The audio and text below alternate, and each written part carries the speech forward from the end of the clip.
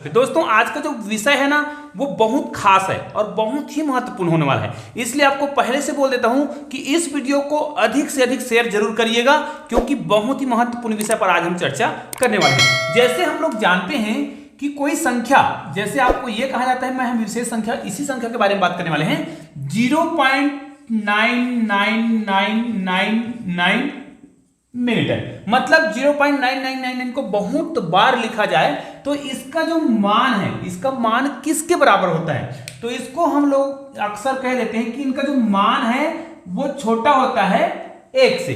तो क्या ये इनका जो मान है 0.99 का जो मान है वो 1 से छोटा है या बराबर है या बड़ा है? जी हाँ दोस्तों, इसी महत्वपूर्ण विषय पर आज हम चर्चा करेंगे और प्रूफ भी करेंगे। और हाँ, इसका और भी बेसिक कॉन्सेप्ट यदि आपको पता है तो मुझे कमेंट करके जरूर बताइएगा, ताकि वह जानकारी हम सभी तक शेयर कर सकें। आपको एक चीज और कहा जाता है कि किसी भी संख्या को, जैसे 25 को भाग देना है 0 से, तो इसका मान क्या होगा? अक्सर आप लोगों ने देखा होगा कि हम ऐसा लिखते हैं तो इसको इस प्रकार बोल देते हैं, मतलब किसी भी संख्या को जब भाग दिया जाता है 0 से तो उसके मान को हम अनंत मान लेते हैं। तो क्या यह सही है? और इसके बारे में यदि आप डिटेल में जानना चाहते हैं कि वास्तव में ये ऐसा सही है या गलत है कि या फिर क्या है, तो इसके लिए आप मुझे कमेंट जरूर करिएगा, ताकि इस पर मैं एक वीडियो जरूर बनाऊं, ताकि आपको मैं बता सकूं कि इसका जो मान है वास्तव में इन्फिनिटिव होता है कि नहीं होता है। ठीक है,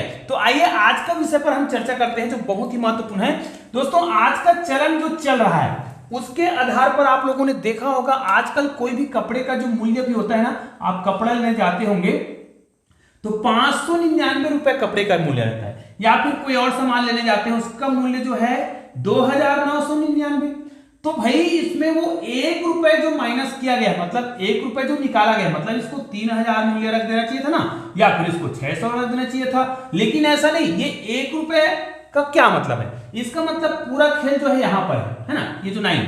तो इसलिए वीडियो का टॉपिक मैंने लिख रखा है 99 का फेर, या फिर कुछ और। आप लोगों ने सुना होगा पुराने जमाने में कहा जाता था कि 99 के चक्कर में मत पड़ो, 99 के फेर में मत पड़ो। अक्सर क्रिकेटर भी 99 पर आउट हो जाता है। तो चलिए आज हमें 99 के फेर जो है उसको खत्म करते हैं, मतलब इसके खेल को खत्म करते हैं, मतलब हम प्रूफ करते हैं कि 0.999 जो है 1 के बराबर है या नहीं है। चलो सिंपल सी बात है, हम ये जो संख्या दिख रहा है, ठीक है, इसी संख्या को जैसे हम इसको a बोल देते हैं, या कोई भी संख्या ले लेते हैं, चलिए इसको हम x मान लेते हैं, मतलब 0.9999 ये मेनी टाइम है, इसको आपने क्या मान लिया? x मान लिया। लेकिन आप सभी जानते हैं कि इस प्रकार की जो संख्या है इसको हम जब हल करेंगे तो एक विशेष संख्या से जब आप भाग देंगे, चलो चाहे तो आप इसको 9 से भाग दे सकते हैं, या फिर कुछ ऐसी संख्या से भाग दें जो ये भाग चला जाए। तो हम क्या करते हैं, इनको दोनों तरफ को 3 से भाग देते हैं। तो x को जब आप 3 से भाग दोगे तो 1/3 होगा, बराबर इसको हम क्या बोलेंगे? 0.99999, ये मेनी टाइम है। इसको आप जब 3 से भाग दोगे तो इसका उत्तर कितना आएगा? यहां पर देखिए x/3 है तो लिखेंगे x/3 तो है। इसको हम क्या लिख सकते हैं? 0.0, फिर इसको जब आप भाग दोगे तो 3 ये मिल जाए। चाहे तो आप इसको किससे भाग दे सकते थे? 9 से भाग देते, तब भी आपका उत्तर आ जाएगा। अब देखिए ये जो समीकरण दिख रहा है ये बहुत बार लिखा गया है, इसको हम मान लेते हैं समीकरण नंबर 1। अब यहां पर मैं आपको रेकरिंग के बारे में बताना चाहता हूं। आप लोगों ने सुना है, जाना है, समझा है कि कोई भी संख्या, जैसे आपको ये वाला कहा जाए, ये जो संख्या हमने अभी लिखा है, यहां पर जो संख्या लिखा है इसको इस प्रकार लिखा जाता है और इसी को इस प्रकार भी लिखा जाता है, इस प्रकार रेकरिंग चढ़ा दिया जाता है, रेकरिंग के रूप में इसको प्रकार लिखा जाता है। इसका मतलब क्या है? कोई संख्या जब बार बार आता है और वही संख्या बार बार आता है तो हम इस प्रकार लिख देते हैं।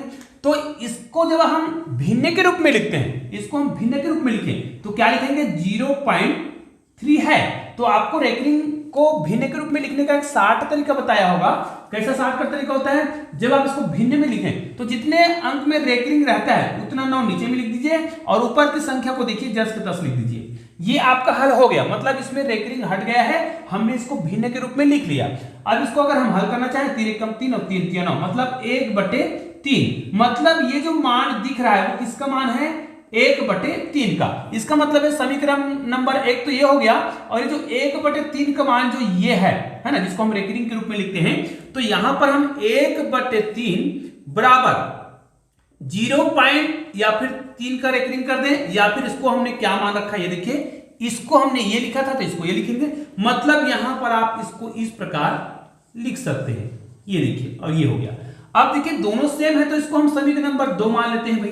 अब आप देख लीजिएगा समीकरण नंबर 1 और 2 का एक साइड बराबर है, मतलब दोनों का राइट हैंड साइड बराबर है। और गणित में हम जानते हैं यदि राइट हैंड साइड बराबर है तो हम लेफ्ट हैंड साइड को बराबर लिख सकते हैं, ये तो सिंपल सी बात है। तो चलिए लेफ्ट हैंड साइड को बराबर लिख लेते हैं हम। दोनों का जो लेफ्ट हैंड साइड है, इसका लेफ्ट हैंड साइड क्या है, ये है x/3, x/3 है, और यहां पर क्या है 1/3 है, ठीक है, क्योंकि ये दोनों बराबर है तो हम इसको बराबर लिख रहे हैं, तो यहां पर आ जाएगा 1/3। अब गणित के नियम का उपयोग करके आप इसको सिंपल सा हल कर सकते हैं। चाहे तो आप एक और नियम अपना सकते हैं, दोनों तरफ एक निश्चित संख्या का गुना कर सकते हैं, कौन सा, 3 का, या फिर इसको इधर ले जाएंगे तो कट जाएगा। मतलब इसको यदि हम क्या करें 3 से गुना कर दें, चलो हम दोनों तरफ को क्या कर रहे हैं, 1/3 है तो दोनों को 3 से गुना कर रहे हैं, तो 3 कट गया, 3 यहां पर भी कट गया। तो यहां पर देखिए x का जो मान है वो कितना आया, 1 आया, और x का मान आपने शुरू में यहां देखो x बराबर आपने क्या माना था, इतना माना था। देखिए x का मान आपने 0.9999 माना है, मेनी टाइम माना है, और x का मान यहां पर कितना आ गया, 1 आ गया। कुल मिला के यह कहा जा रहा है कि x का मान जो है जब क्या है इतना बार 9 है, कितने बार भी हम 9 लिख सकते हैं, और यही ये है, और x का मान यहां पर कितना आ गया, 1 आ गया। इसका मतलब तो ये हो गया 0.999, ये मेनी टाइम लिखेंगे, इज इक्वल टू कितना आ रहा है, देखो x का मान है तो इज इक्वल टू कितना आ रहा है, 1 आ रहा है। तो यहां पर जो शुरू में कहा गया है, शुरू में जो कहा गया है कि ये जो मान है वो 1 से छोटा होता है, वो गलत हो रहा है। मतलब ये जो मान है ना बिल्कुल 1 के बराबर आ रहा है। हमने अभी जो हल किया उसके आधार पर तो यही हो रहा है। इसलिए तो आप दुकान में भी जाते हैं तो पॉइंट को पूरा ले लेते हैं। कहने का मतलब क्या है, मतलब हमने यहां पर इसको गणितीय विधि से हल कर दिया है। तो आप लोग मुझे कमेंट करके जरूर बताइएगा कि आज का जो गणित है, जो वीडियो है, वो कैसा लगा। और हाँ, इस वीडियो को अधिक से अधिक शेयर जरूर कीजिएगा ताकि सभी लोग इस वीडियो को देख सके। और दोस्तों ऐसे ही शानदार वीडियो के लिए आपने चैनल को अभी तक सब्सक्राइब नहीं किया ना, तो नीचे मेरे चैनल का लोगो दिखाई दे रहा है, उसको क्लिक करके चैनल को सब्सक्राइब जरूर करिएगा। और बगल में 2 शानदार वीडियो दिखाई दे रहा है, उसको भी देखिएगा, बहुत ही शानदार वीडियो है। तो दोस्तों मिलते हैं ऐसे ही बेहतरीन वीडियो के साथ, तब तक के लिए जय हिंद, जय भारत।